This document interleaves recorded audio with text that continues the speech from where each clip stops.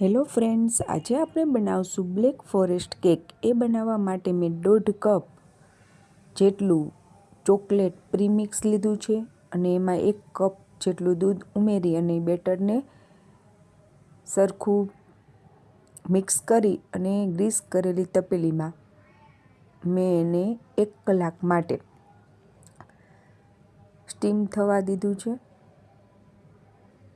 અહીંયા મેં તપેલામાં એને રાખ્યું છે કાઠો મૂકીને. તમે કુકરમાં પણ મૂકી શકો. કલાક પછી આપણે જોઈએ તો સોફ્ટ એવી કેક બનીને તૈયાર થઈ ગઈ છે. હવે આપણે એના 3 લેયર્સ કરી નાખશું. પછી વ્હીપ ક્રીમ 1 કપ જેટલું લઈ અને એને સારી રીતે બીટ કરી લેશું બીટરની મદદથી. પછી આપણે એમાં કેકનો 1 લેયર્સમાં ખાંડવાળું પાણી લગાવી અને પછી એ વ્હીપ ક્રીમ ઉપર સેટ કરશું. એવી રીતના 3 લેયર્સ આપણે વારાફરતી મૂકી અને વ્હીપ ક્રીમથી એને કવર કરશું. વ્હીપ ક્રીમથી એ તૈયાર થઈ જાય, કવર થઈ જાય પછી આપણે એને ચોકલેટના ટુકડા,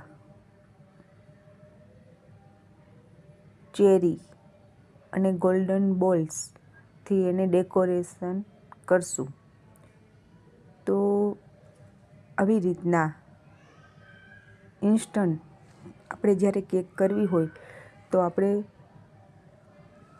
કલાક 1.5 કલાકની અંદર કેક તૈયાર કરી શકીએ છીએ. આવી રીતના તૈયાર થઈ જાય પછી આપણે એને ફ્રીજમાં અડધો કલાક માટે એને રાખી દઈશું સેટ થવા.